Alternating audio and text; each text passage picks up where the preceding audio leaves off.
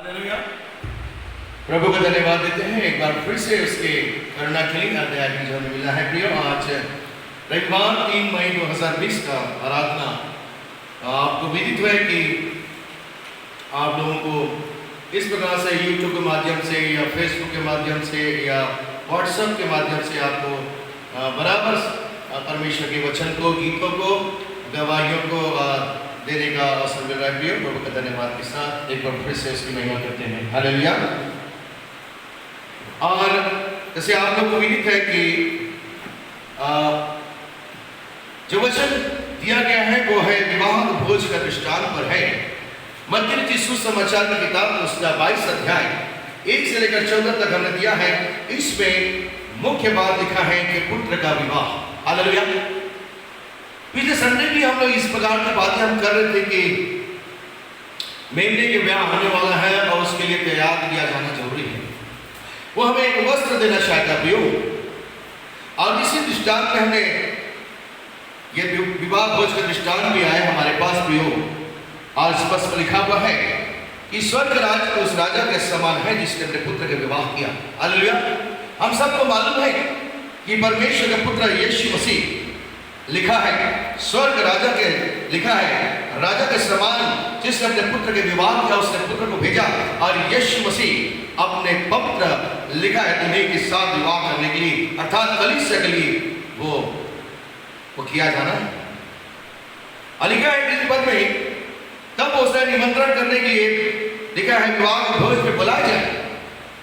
गलील के काना में भी इस प्रकार से हुआ था कि न्योता दिए गए थे। लिखा है यीशु की माता और यीशु के चेलों को भी लिखा है बाइबल में, गलील के काना में लिखा है विवाह में निमंत्रण किए गए थे।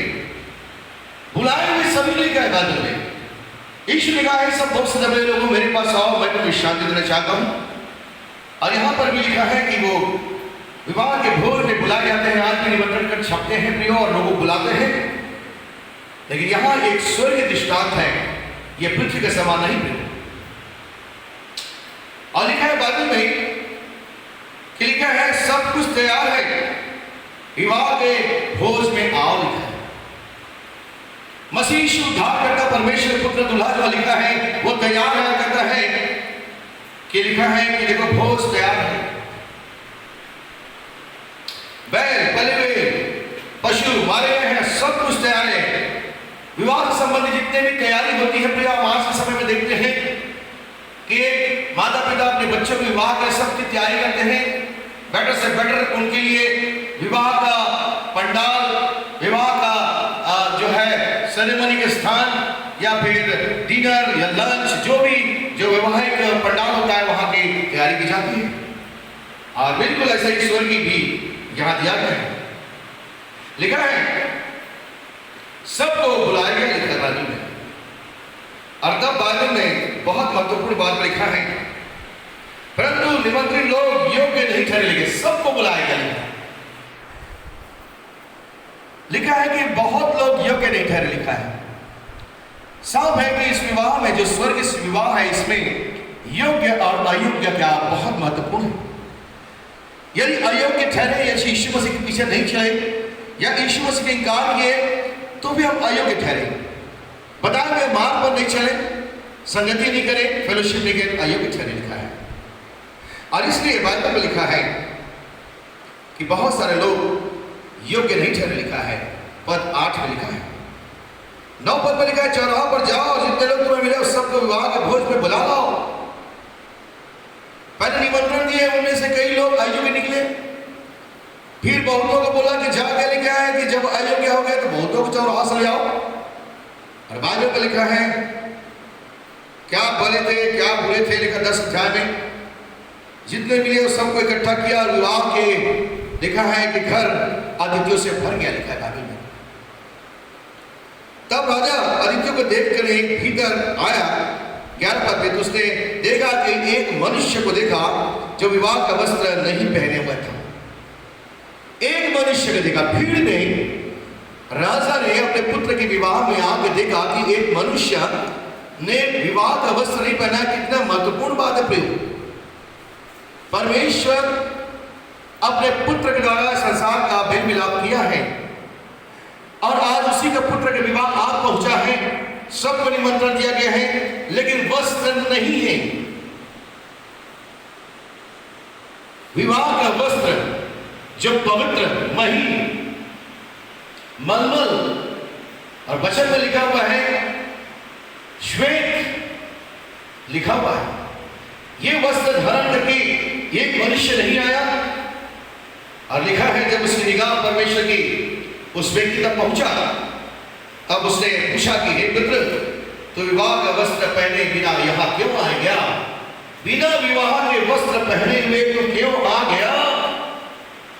बिना विवाह के वस्त्र पहने योग्य धारी नहीं होंगे हम यीशु के पास नहीं जा सकते। उसके पुत्र का विवाह आ चुका है, दूल्हे का विवाह, परमेश्वर के पुत्र का यीशु का विवाह। लिखा है दूल्हे अपनी कलीसिया के साथ तैयार है, और लिखा है कि ऐसे में एक मनुष्य ने बिना तैयारी के साथ आ गया, और राजा उससे पूछता है दूल्हे बिना विवाह के वस्त्र पहने कैसे आ गया? उसका मुंह बंद हो गया, कुछ बोल नहीं सकता, क्योंकि उसने अहता या योग्यता धारण नहीं की। तब राजा ने सेवक कहा इसे हाथ पर बांधकर उसे बाहर आने के आग में डाल दो, जहां रोना और दांतों का पीसना होगा। कैसी अद्भुत बातें लिखी है प्रियो। एक तरफ स्वर्गीय विवाह के दृष्टांत है जो अवश्य होने वाला है, अवश्य होने वाला मतलब परमेश्वर के पुत्र यीशु मसीह का विवाह जो है एक पवित्र कलीसिया के साथ बदलने वाली है। अब इसलिए उसकी योग्यता इसी पृथ्वी पर जीते जी हमें प्राप्त करना है।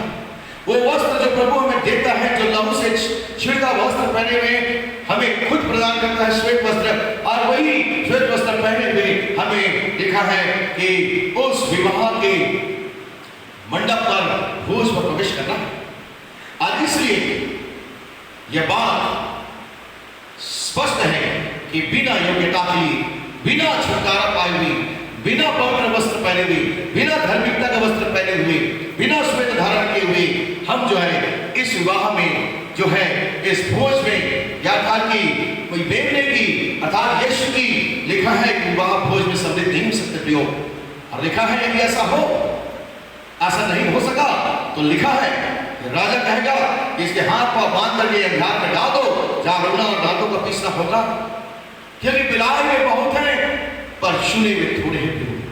थोड़े लोग ही इस प्रकार की योग्यता आहताएं रखेंगे और परमेश्वर के पुत्र के विवाह भोज में सम्मिलित होंगे अनंत जीवन का आशीर्वाद। आज के वचन से हमें यही आशीष मिलती है कि उसके पुत्र का विवाह में योग्यता और अयोग्यता का निर्धारण करेंगे।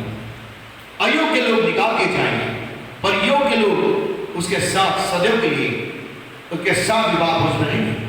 उस निर्णय का उसके पुत्र के विवाह करेंगे। खुदावत करें कि हम चुने में ही ठहरे। बुलाया बहुत है, मसीह को जानने वाले, मसीह के नाम से चंगाई प्राप्त करने वाले, मसीह के नाम से काम करने वाले, पर चुने हुए, ठहराए हुए और अभिषेक और वस्त्र पहनाए हुए उसकी दुल्हन का आज होना बहुत जरूरी है। और तब जाकर वचन में लिखा हुआ है कि लिखा है वही लोग इस पवित्र स्वर्गीय विवाह उसके पुत्र देखने के साथ यीशु के साथ हम सदा के लिए संगति करने पाएंगे। प्रभु आप सबको आशीष दे। आमीन।